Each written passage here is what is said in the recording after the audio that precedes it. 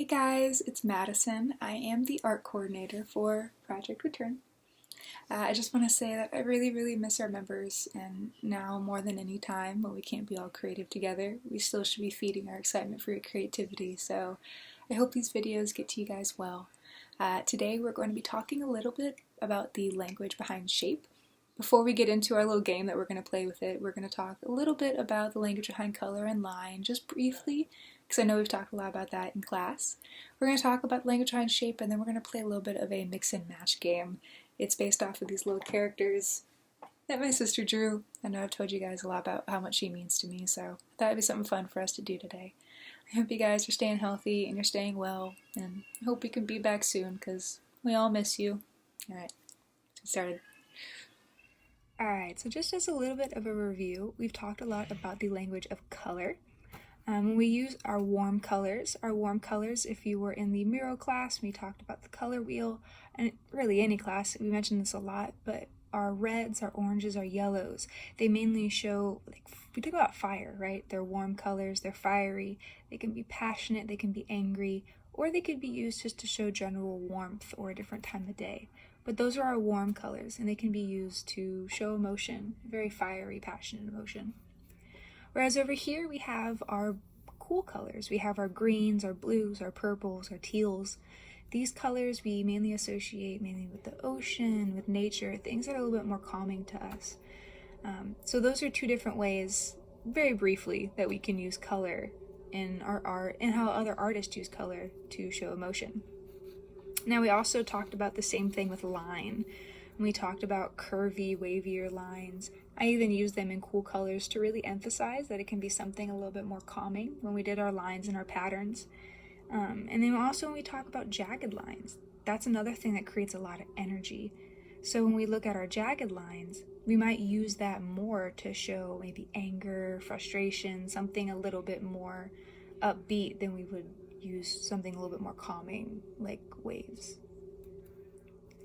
Now that we've gone over a little bit what color and line can show in a piece of art, what it can try and tell us, we can do the same thing with shape.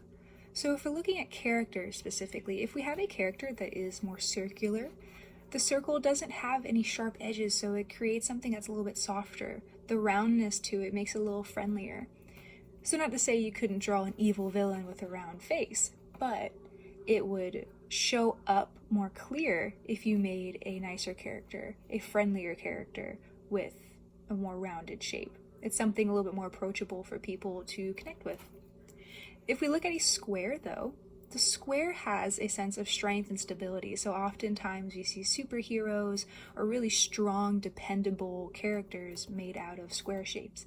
It doesn't have to be their head, it could be their whole body, but mainly that idea of a square. Now the triangle. Our triangle is very sharp and angular. A lot of the times you can use it for villain types. If you use a triangle kind of shaped villain character right next to a character that's more circular shaped, you'll create a good contrast between good and evil. Now that's not to say you can't make a triangular shaped character look approachable or that you can't make a circular shaped character look evil, but just knowing all of this, knowing the language behind color and line and shape, if you are going for a certain look, it can help you make those decisions a lot better. Now for our mix and match game though, you don't quite have to make those decisions yourself. We're talking about how a circular character can seem friendly, but as we continue forward, you'll see I have angry expressions that, since this is a game of chance, you don't really have much control over whether or not the angry expression goes on a circular shape, and that's totally okay. But I just wanted you guys to know this idea of the language behind shape, just to go off of a lot of what we've talked about with color and line. Alright, done talking, let's start playing our game and making some fun characters. So for a game, you really are only going to need a few pieces of paper. I took one regular sheet and I cut it in half. So one is going to be my drawing piece. The other piece of paper, I'm going to actually tear it up into 4 sections.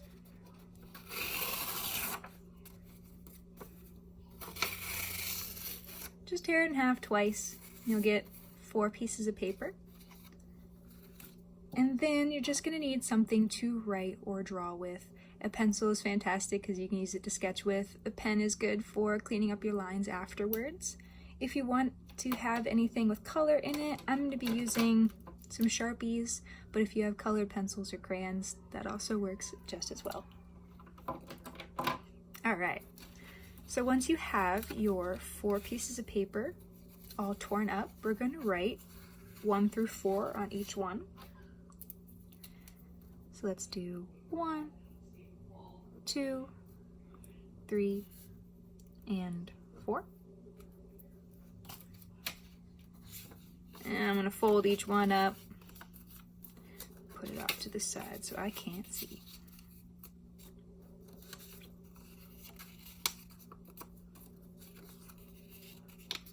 All right. So every section other than the first one is going to have 4 options that you can choose from. Please, please, please be encouraged to kind of change it up a little bit. Even if I have a circle and you get number 1, you could also do something. If you don't want a circle, you can also do maybe an oval head if I draw really lightly. You can do an oval head. You can do maybe an oval head going this way. Same thing with the triangle. The triangle, you can do one that's upside down. You can do one that's really, really wide. Or any sort of variant of any of these. All right, so keeping that in mind, let's start. So I'm going to randomly shuffle this up. I'm looking away, don't worry. All right, so next up, we're gonna choose our head. What do we get? 4, all right. Well, 4 we don't actually have, so put that to the side. The head is going to be the only one that you only have 3 options for. The other ones are 4. All right, so we got 3. So we are doing a triangle character. I'm going to put my numbers back because we're going to need them for the next one. Let's draw our triangle. Now I think I'm going to make my triangle upside down.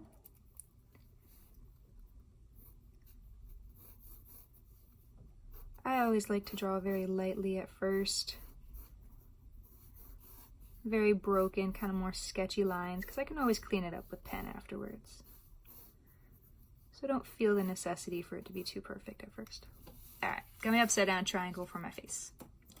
Next, we're going to look at the expression. Now, the expression can change a lot depending on what it gets matched up with. The same thing with the mouth, too. If we're looking at an eyeball that looks more surprised, the eyebrows are raised, the eyes are fully extended, this could look very surprised, it could look suspicious, scared, it could even look happy, depending on what mouth it's matched up with. So that's why you see multiple options underneath it. Because as you start to choose your nose and your mouth, you can start to see what kind of character is going to come alive without you even really knowing it. All right, so let's see what kind of expression the triangle guy is going to have.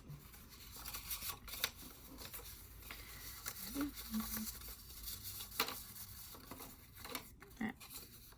Number 2. All right, we have a tired or sad look. Let's put that back over there. Now, a lot of these expressions are also coming off of that same idea of basic shapes. Whenever you guys ask me how to draw certain things, I say, look at it as a basic shape first. Break it down to simple things that you can comprehend. So I do that a lot with the eyes. I start with maybe just a circle to start off with, and then I say, all right, well, what happens if I cut it in half, or if I cut it diagonally? How does that change the expression when I match it up with a simple line for the eyebrow? So that's a lot of what's going on here. So let's draw number 2. Thinking in that aspect of making it in a half circle. Now, in my sister's, she likes to draw hers really far out, like all the way over here, really far away. I usually like to draw mine maybe a little bit closer, but that's something that, once again, is up to your creative expression. So I'm actually going to kind of do it like how my sister does it. I'm going to draw it far out. I would usually draw mine a little bit more inside, but why not? So you'll see you have 2 little half circles. I'm going to draw another little crescent circle right in the corner. I think he's looking somewhere. And the eyebrows, if we curve them up like this, that's what gives it a lot of the expression, a lot of that the sadness, the tiredness, whatever it is going to come from his eyebrows. Color in some of these people's. All right.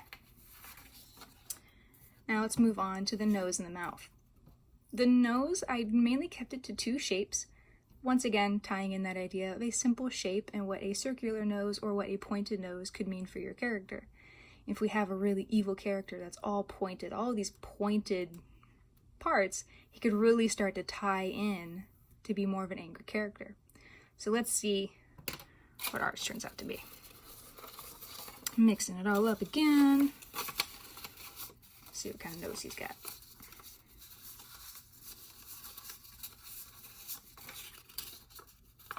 Oh, and we got number 3.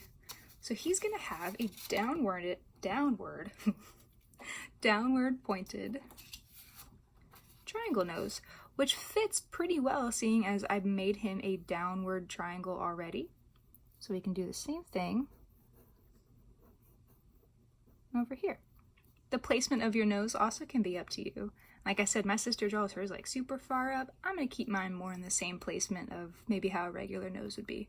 But then again, he also has a triangle head, so we're not really super going for realism here. Just something fun. Alright, so for our mouth. Our mouth, I mainly also did 2 different ones based off of a little bit more organic shapes or based off of line. But whether or not it is paired with this eye, it can seem angry or annoyed. It can seem happy. It can seem however. So let's see how it's going to turn out. Let's mix it up. Let's see what mouth we got.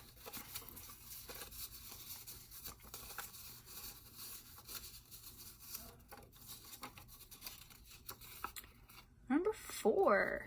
All right, well, this is interesting because we have him with some tired or sad eyes, but we're giving him a curved up smile. So let's see how this is going to change his expression.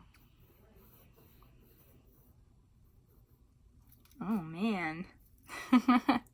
So now if we look at him, now he looks a little bit more sly. This was maybe tired or more sad, but now with this smile, maybe he's looking a little bit more mysterious, or maybe he's looking a little more sheepish. So that's another way that it can really change your expression. That's fun.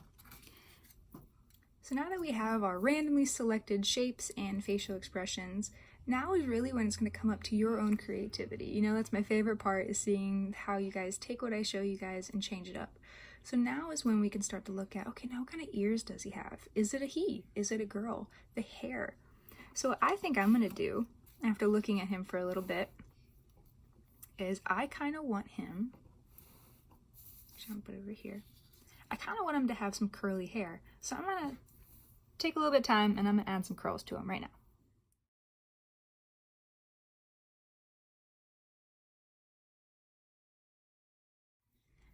Alright, so now we're getting a little bit towards the end. Quickly, in a little time lapse, I just added some hair, some ears, just some simple little shading to kind of tie it all together. Now is when, if you want to add some color, you can add some color. I'm going to take a little bit of pink. I'm going to give him some rosy cheeks. I feel like he's looking a little shy. Like I said, it doesn't matter whether you have colored pencil, crayon, Sharpies, markers, or even just a regular pencil. You can still add value and shading to it and give it a little bit more life if you'd like to continue with your drawing a little bit more. Maybe give him a pink nose. A nose. Alright, well I hope you guys were able to follow along with me, or at least get something started for your day. I'll see you guys again for the next lesson. If this gets to you, please let us know if there's anything else you'd like to see in this format. We really miss you guys a lot. I'll see you soon.